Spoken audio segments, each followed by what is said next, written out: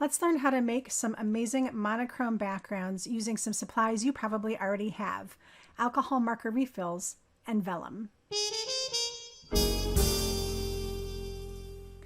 For this technique, you don't need anything super crazy, just a nice quality vellum. This one is pretty thick, so avoid thin papers like typing paper or tracing paper that the ink will seep through very quickly.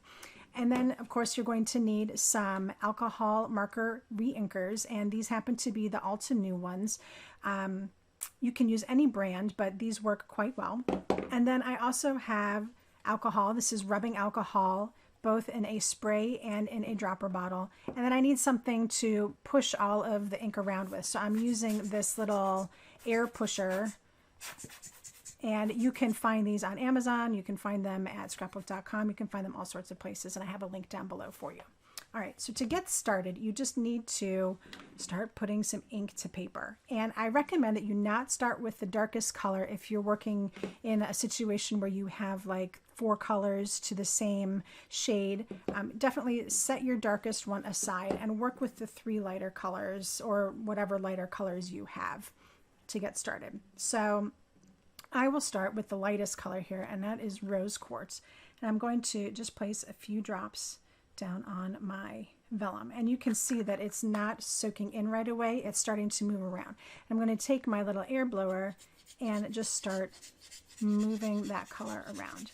And this is simply gorgeous. You could do something that was just this one color and come up with something absolutely stunning, but we can also add more color to it. So this is the second darkest color, or second lightest color, whichever you want to call it.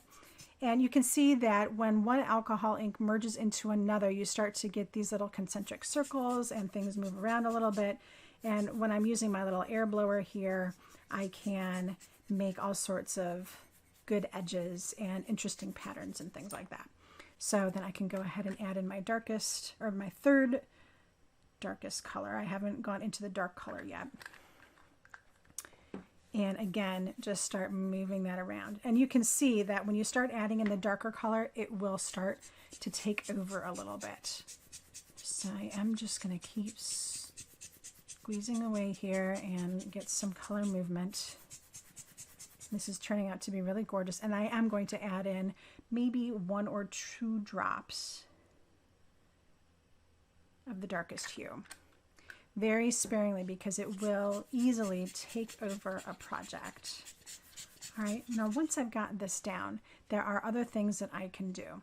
I could leave it just like this, or I could go back into my lighter colors. Now these inherently have more of the blending solution in them, so if I put a drop into the center of a darker color, it's going to start spreading that color around, which will give a really, really cool effect.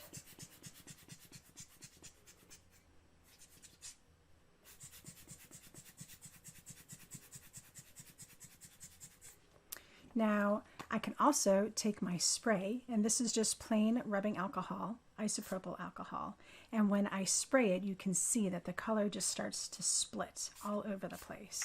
And this allows me, again, to move this ink in new and exciting ways, kind of different every time I do this.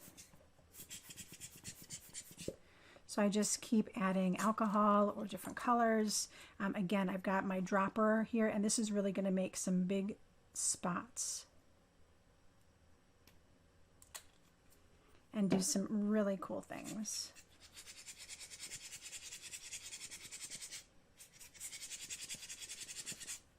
So if I'm trying to create a panel that is sized for an A2 card, I just need to make sure that I've spread out my ink far enough that I can cut a decent sized panel and get good results from it.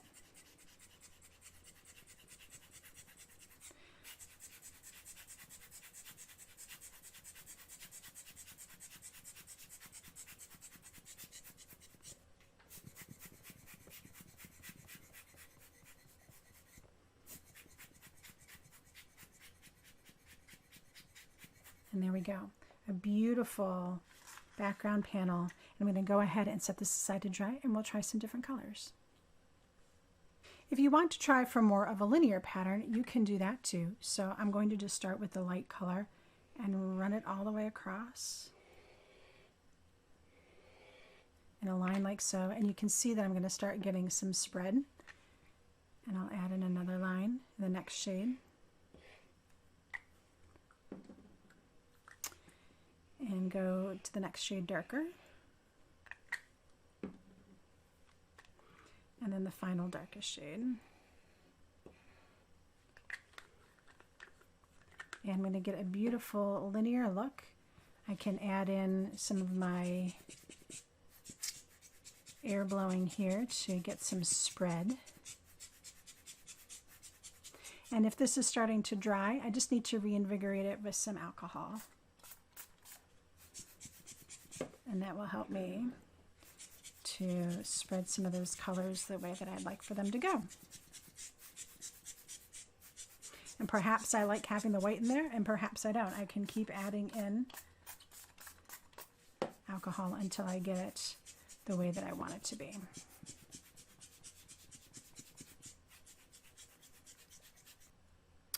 Now, when you're working with vellum, you may notice that it wants to curl up a little bit. So at some point you may need to weigh down your edges. And I just have some pieces of silicone, like a baking mat here. And I've just got it sitting on those edges so that way it doesn't curl up. And then I can use my heat gun to gently heat this. You can use one of those low heat options, or if your heat gun has a dual switch, you would use the low heat just to make sure that you don't scorch your vellum.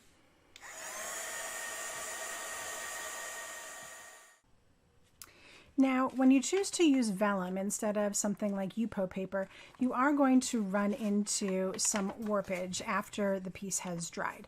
So there is definitely a way to combat that and to get a piece that is completely usable. So I use double-sided adhesive sheets, and these work like a dream. So I will just peel up the end on my sheet here, and I just flip back a little bit at a time. So I have a little bit peeled back here, and I match up my cardstock, my vellum here, and then I can peel back and press down as I go, and that will help to make sure that I get out any bubbles and I keep everything nice and tight against that. There we go.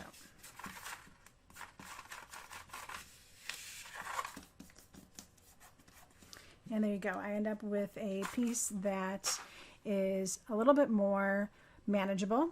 And then I can even go one step further and add it to a piece of white cardstock, so that way I can really use it for anything that I need. And again, I'm just going to go ahead and peel now the other backing piece off this double-sided adhesive.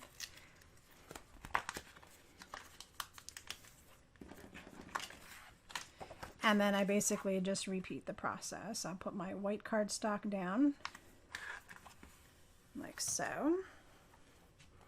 And then grab this piece out the back here and smooth it as I go.